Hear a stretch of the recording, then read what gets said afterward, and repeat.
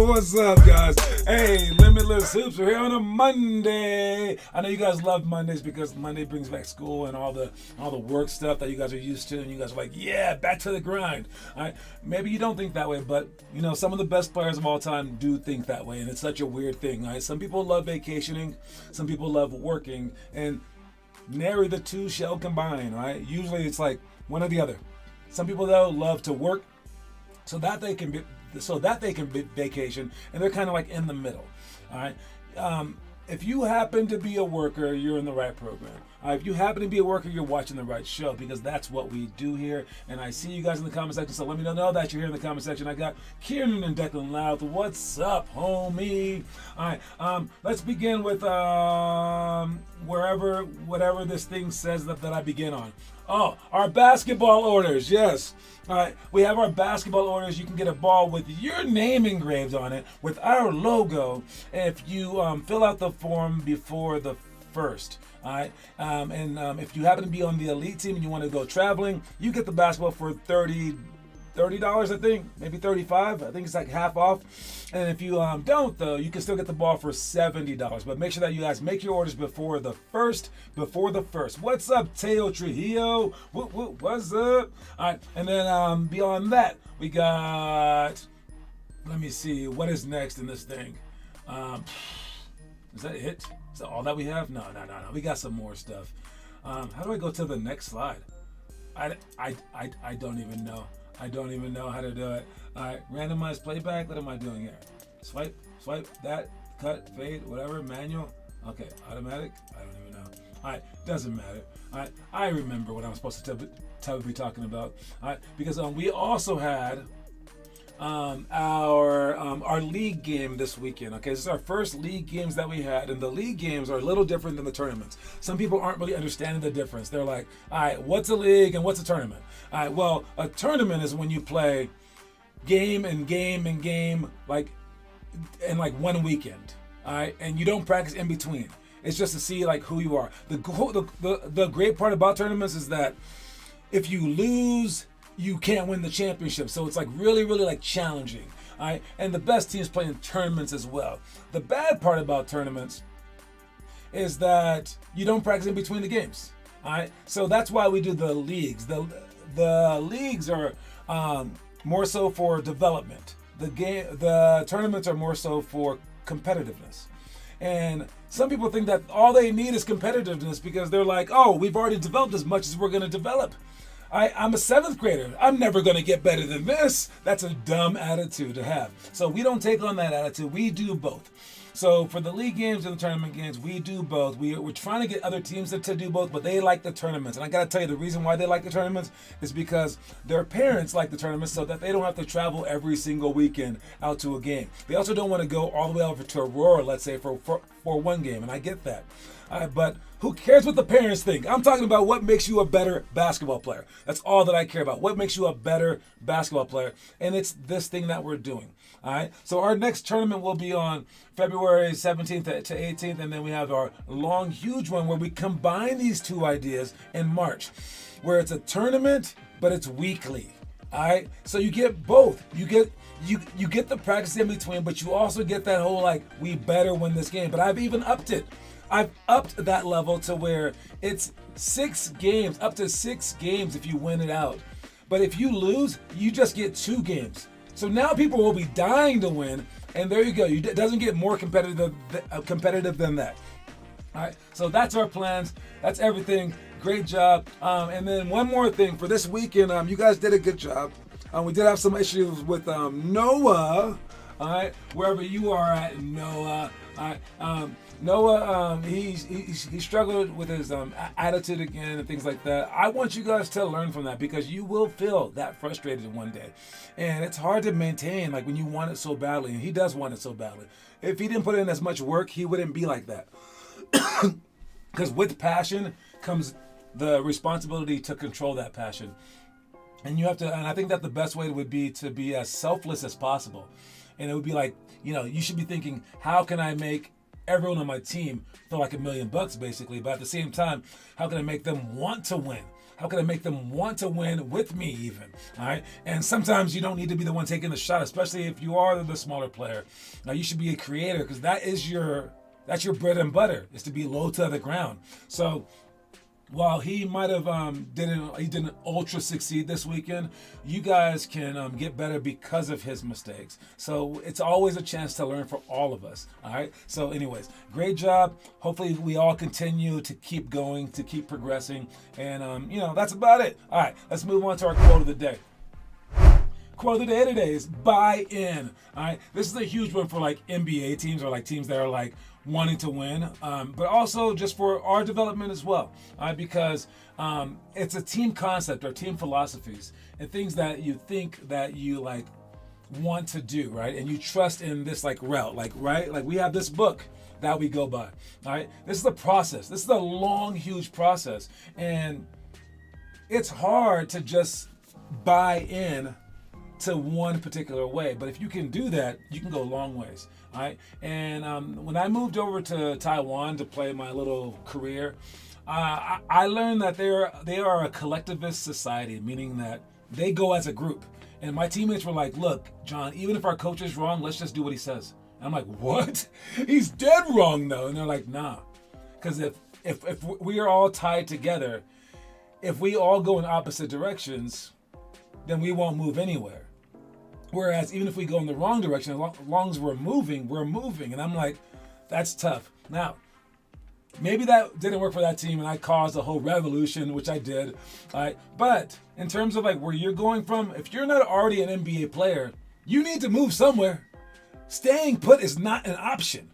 All right. So, and you want to be an NBA player, especially, right? So you got to move somewhere. So pick something, pick some road and completely buy into it. As for team strategy and stuff like that, that would be a team who always comes to practice, a team that always, that each one of them is doing the specified work outside of practice as well. Each one of them is in line with the coach's philosophies, with their roles as well. But if you completely buy in the NBA especially, man, those teams win like that. But it's so hard because everyone has their own agenda.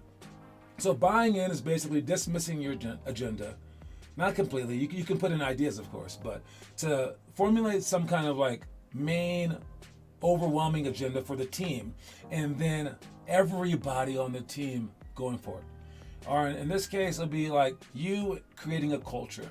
I would think that that's the ultimate buy-in, is when you create a culture and the entire team wants to do it. All right. We played against the Wranglers this weekend. They're from a town called Elbert County, and every one of like those parents had like their own like Wrangler outfit on and stuff like that. They came.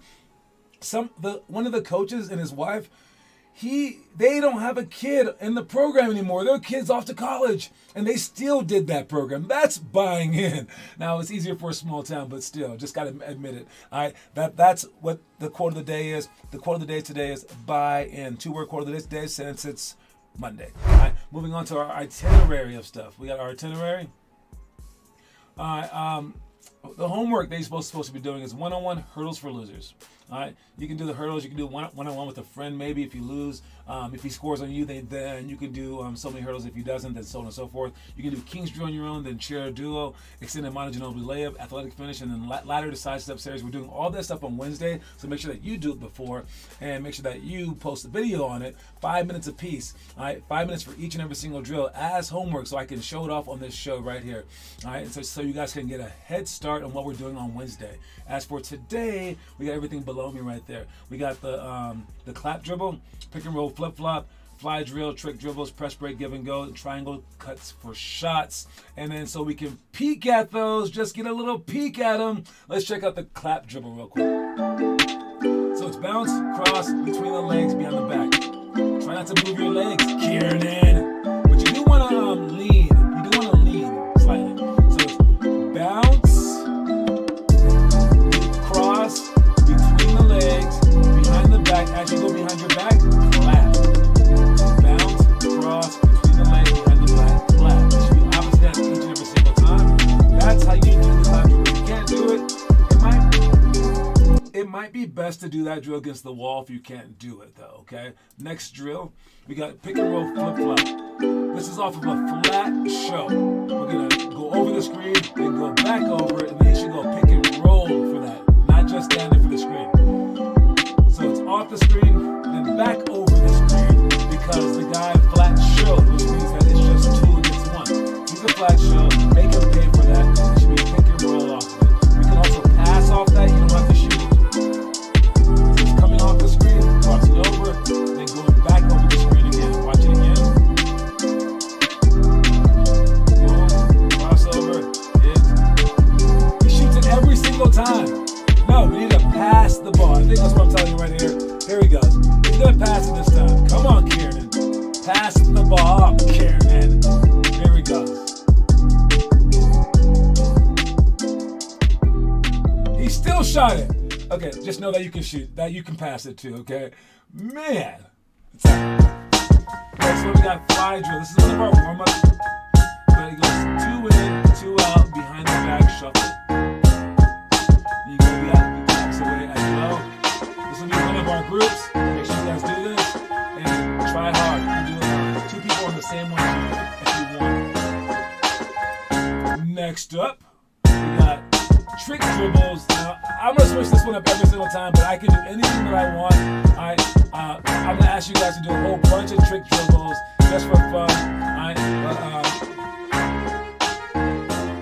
Again, whatever I ask you to do for the trick dribbles, just try to do it. It's just mainly for fun, but I believe that trick dribbles actually get you better at basketball because it's something that you would work on for 3 hours easily, as opposed to just like a fundamental dribble, where a trick dribble, you're like, oh, this is interesting, this is creative, this is fun. So that's why I like trick dribbles so much. If you knew me when I was growing up, man, I always did trick dribbles. Next one is press break, give and go. We're gonna sprint forward, get scared back, pass forward, and then catch, pivot, pass overhead, and then go in for either a layup or a jump shot. All right, then we're gonna rotate spots. So it looks like we need about 6 people to do this drill. Forward, flash middle with your hands up, catch, pivot, pass, a better pass than that. All right, so we gotta get a little bit better at this drill. But know that for press breaks, all right, we have to understand that we are nothing without the flash, okay? So if this guy is taking the ball out of bounds, let's say this red fella right here, okay? And then we get 1 and 2 right here, and we got our 5 right there, and we got our 3 right there. Make sure that you don't cross half court, so if you catch the ball right here, you're not trapped. So stand on this side of the court, and as these guys all guard us, all right, we want to make sure that as we flash, screen, whatever, whoever's open is whoever's open. As this guy catches the ball, we have to make sure that this guy right here sprints forward, because if he doesn't sprint here in the middle, we're in trouble, basically, okay? You want to make sure that you're sprinting here toward the middle so that this guy follows you, all right? And again, I'll count it down, because what should happen is as he dribbles forward and has the ball right here, this guy who passed the ball in is going to be wide open for a layup. All right, right here is the layup. And if they give you that, they're probably giving you that because you're a young team. They don't think that you can throw that pass. That's the pass that's going to be wide open for a layup. Now, if it's not, that means that this guy kept up with him. All right, cool. That means that it's just man-to-man, and you go by this guy. That's not a press. It's just man-to-man. But now, if you do get double-teamed, well, if you get double-teamed by this guy, you pass the ball ahead. Easy. Not yourself ahead, but the ball ahead. Okay, well, that's not going to happen. Okay, how about you go like this guy? Well, now you can pass the ball to the middle. Oh, okay. How about this guy double-teams you? Or how about when that guy double-teamed you, this guy rotated to here? It doesn't matter. That's why this guy needs to cut behind. And he can't be up here, can't be even. He can't be up here, because that's an impossible pass. He has to be behind. In the middle of the court, 45 degrees back. So he has options to pass to. And this guy should be open on some good defense so he can go forward after that. But again, He has to be there, but that middle guy must be there to initiate all this stuff. So no matter what they do, if they're double teaming you, someone's wide open. So make sure that we get to our spots. All right. I believe that we had one more thing to show, and that was triangle cuts for shots. Let's pass the ball to the wing, stutter step, and then cut down the strong side, down the middle. Oh, that was the strong side again. Down the middle, and then also back door. See? Boom. Oh, that was strong side again. Fair enough. Here we go. Down the middle. Make sure that you slow down though. Yeah, make a faster pass and a slower run.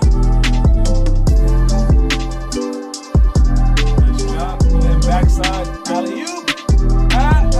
Not quite. So those are all the drills that we're doing today. Make sure that you guys understand those drills, and let's see who's doing the homework.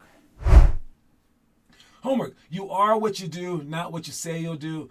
We got Joey doing the Phil Handy workouts and the scissor dribbles. Nice job. Kieran with the pick and roll flip flop. That's the stuff that I'm talking about. He's already done it. Ball spins for Weston. Weston with the warm up. Weston swears that he's going to do more of the homework. Nice job. He's definitely doing this stuff. Teo and Mello working out yesterday. I heard you guys going to the rec center yesterday since we had no games. Fantastic job, everybody who's doing the homework. I commend you guys. Great job. Let's check out the story of the day. Watch it. Study habits change in intensity from high school to college. The earlier you can study like the level above, the better you'll do once you reach that level. For basketball, the every second mentality of college is tough to match. So learn to practice intensely for the entirety of practice as early in life as you can.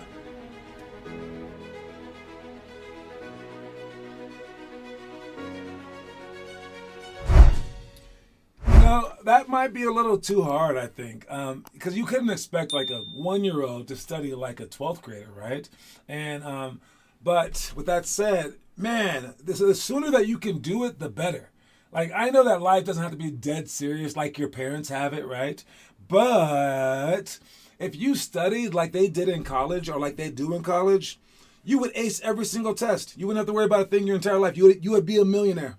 I mean, like, literally, if you could do that when you're starting, like, in 4th grade, study like they do in college, because college might be fun, college might be, like, crazy, but literally, I think I studied more than I partied in college. I'm pretty sure I did. And you get to class, you get these study groups, you organize yourself, and it basically prepares you for life. And I was like, why didn't I do this in high school? And my favorite story to tell about that is when I was in high school and I was the leader of my team my senior year. I remember going up to my teammates. I remember going up to them and I remember saying, do you guys hear sirens? Sorry. I remember going up to my teammates and saying, hey guys, I got an idea. Bring it in. This is like when I started talking to my teammates. And I was like, yo, you guys know how we are in the last minute or two of the game? I'm like, that intense? They're like, yeah.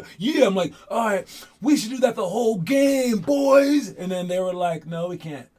I was like, what? I practiced that speech, and they were like, no, we can't. I was like, why not? They're like, we got to pace ourselves. And I, with my stupid mind, I was like, maybe we got to pace ourselves. Maybe they're right. Maybe I'm wrong. I don't know everything. I was like, oh, okay. And then we went out there and played and did whatever. But then I got to college the very next year. And the very first semi-practice, it wasn't even like the real practice yet. It was like the first kind of practice of the year. Like in October or something like that. Yo, these dudes were going so hard. It was like a championship game. The first second of the pre-practice. And I was like, what? Oh, this is because they're excited. And this guy was like all up on me. I was like, whatever, dude, whatever.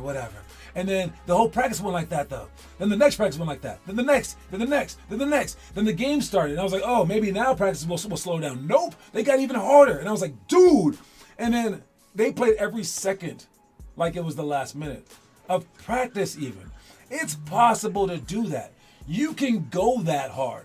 And if you can go that hard early, then that's how you make the NBA. All right? So try to see how people act at levels above you and try to bring that acting to the levels below, and that's how you can make it easily make it to those levels above.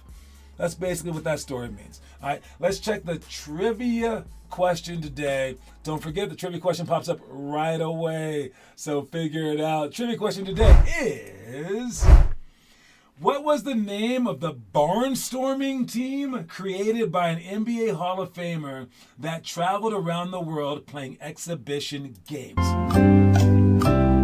That's a hard one. That's a hard one. I don't know if any of those words even make sense to me. But what was the name of the barnstorming team created by an NBA Hall of Famer that traveled around the world playing exhibition games? So, okay. Barnstorming means like they stormed the barn, like they surprise people. So like maybe they like just randomly went places. It's created by the NBA Hall of Famer, so the NBA guy created teams. And they traveled around the world playing exhibition games. I think that this was kind of hard. I will tell you that the year was 1991. That's an extra hint that I'll give you. If you happen to know it, say it in the comment section. We have Kenan with 5, Teo with 3, Austin Maxon with 1, Noah Maxon with 1, Clutch Championship with 1. Whoever wins a $50 coin for the month. By the end of the month, we have a few more days. I think it's like 10 more days. But yes, if you happen to know it, answer it anytime before the end of the show. All right, but that's about as much time I'm going to spend on that because I got to move on. All right, but yes, answer anytime before the end of the show what you believe the answer is. Well, what was the name of the barnstorming team created by an NBA Hall of Famer that traveled around the world playing exhibition games? It might be a hard one. All right, moving on. We got the news for the day. Which one is the news? The news? The news for the day? Is it? Uh-oh.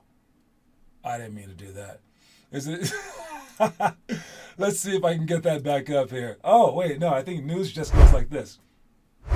There we go. The news of the day is, who is the best player in the world? Oh, wait, we have an answer. It is Magic Johnson's All-Stars. He created 1991 when he first got out of the NBA. And yes, that is the answer. Great job. And I'm adding a point to your score, Teo, right now. Fantastic job. So, Teo, you are now at 4 with Magic Johnson All-Stars as the answer. Great job. But yes, who is the best player in the world? That's not the news. All right, that's not the news. I know you Denver people think it's this guy, and you Philly people think it's that guy, but that guy thinks it's that guy. What do you guys think about Embiid saying that Jokic is the best player in the world? Is that humble, or should he not say those kind of things because that's like slowing his own self down? Are you allowed to admit when someone's better? I do think he's correct, by the way. But is it just humility? I mean, like, should you say that your teammate's going to respect you more? Does that hype up Jokic? Or is he just like making Jokic calm down? He's like, oh yeah, this guy's fantastic. Because I do remember when Larry Bird said that about Magic Johnson. He said he's the best. He's the greatest. And then Magic Johnson said it about Michael Jordan. Michael Jordan never said that crap about anybody. And he's the best. And like, I think everybody from like, I would say 25 and up, the 25th best player and up, they all say themselves as the best player in the world. And I think that you have to have that kind of mentality to like get over the hump. Maybe this is the mentality that's slowing down Joel Embiid. I don't know, but I don't mind it. I do like humility, and I don't love cockiness, but I do love like a little bit of overconfidence. All right, and I don't think that you say this, but maybe if you're doing it as like a mental ploy, he is known to talk trash and stuff like that. So maybe he's just doing so he doesn't stoke the fire too. You don't want to poke the bear. All right, it's just a random thing that happened. But yeah, that's all I gotta say. Let's check out the reaction video of the day. I believe that's this one right here. Reaction video of the day is LeBron James. Can I get that thing bigger? This is LeBron, and some guy comes up to him and gives him a hug. Right there. and he like pushed the guy off him, and then security comes. I mean, was security late? Should LeBron let the guy hug him? I mean, let's imagine LeBron hugs some random person on the streets. You can't really do that on the streets, right? So they escorted the dude out.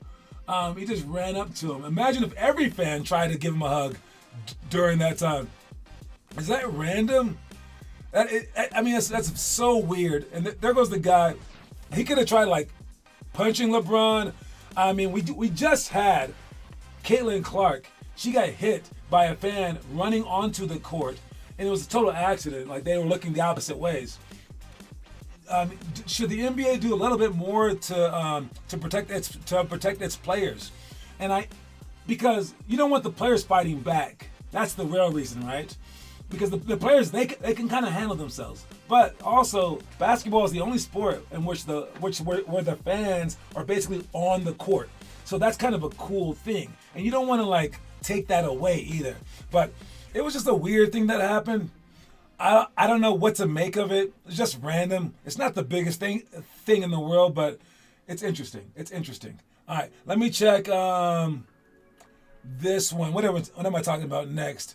Oh, our interview of the day comes from De'Aaron Fox. Let's listen to it real quick. He lists the perfect player. Let's see who he says is the perfect player. With these attributes: speed, Me. vertical, Ja. shooting, Steph. handles, Kyrie. defense, Bam. rebounding, Domas. finishing, Giannis. clutch, Me. IQ. LeBron. How many All-Star appearances are they getting? All right, so he lists his perfect NBA player. Let's go over it one by one. Perfect player with these attributes: speed, Me. So he says the speed attribute, him. I think he's legitimately the fastest guy in the NBA. I don't know if anyone's closer. Ben Simmons was pretty up there, but I don't think he is anymore. De'Aaron Fox, speed, I'll give it to him on that one. vertical, Ja. Vertical jump, Ja Morant. Does he have the highest vertical? I know it's very, very high. Does he have the highest, though? The highest vertical? Who'd have the highest vertical in the league? It might be Ja Morant. I'm not sure, but that's a very good pick, too. shooting, Steph. handle, Obviously, shooting Steph Curry, there's no argument. We'll go to the next one. Handles. Kyrie. Now, he said Kyrie. This is a point guard basically saying the same thing. Like, I'm not the greatest ball handler. Kyrie is. But it's hard to be a better ball handler than Kyrie Irving. So I got to give it to Kyrie as well. defense, Bam. Defense, he said Bam Adebayo. Defense for a big guy, I would go Giannis overall. That's the one that I'm going to switch up on. Rebounding, who's he going to say for rebounding? rebounding, Domas. finish, Oh, he said Sabonis, his own teammate, but he's a very good rebounder too. There's not very many rebounds better than that. Giannis. clutch, Giannis for finishing, yeah, you can't say anything better. Giannis is throwing people through the rim. Clutchness though, IQ, he chose himself for clutchness. In all the games I've seen him, he's right. IQ, he chooses LeBron. LeBron. Everyone says it. I'll agree. how many All-Star appearances are they getting? From the moment they step in the league to the moment they stop playing. He says that will be the greatest player of all time. Now, would it be interesting? What do you guys think about those things? Who do you guys think would be the greatest in each of those categories? Anyways, moving on. Last one. Coming up, I hope so. NBA There it is, underhanded free throws. Should we be shooting them? It improves. Look, if you throw the ball underhand, it's going to go up in a way where the ball is most likely to go in. The best free throw shooter of all time did it. The only reason that we don't do it is because it looks like it's stupid, like it's a baby shot. Look, this is the best free throw shooter of all time. All right, Rick Barry, like percentage-wise, it's the way that physics says that the ball should go in. No one's gonna block your shot. It's a free throw. Why would you not practice this shot and do this shot if it's legitimately the better way to do it? All right, this guy almost never freaking missed it. So, would you guys ever do this shot? Should we do this shot? I mean, I've never done this shot in a game, but I never practiced it. You have to practice it a lot, but it works better than real free throws. It's an odd one. It's an odd one. I don't know the answer, but Will Chamberlain tried it. All these people tried it. I mean, I don't know. His feet should be even, by the way. His feet should be even. So what do you guys think about that? Would you guys ever try an underhanded free throw? I don't know. That doesn't count as one. That doesn't count as one. Anyways, that's my time. Don't forget that the quote of the day, you guys, is buy in. All right, that's the quote of the day. Make sure that you remember for tonight, and I will see you guys at the workouts. Hey, show up, get ready to work. All right, let's knock this thing out. Dope. All right, talk to y'all later, man. Reese's Pieces, homies.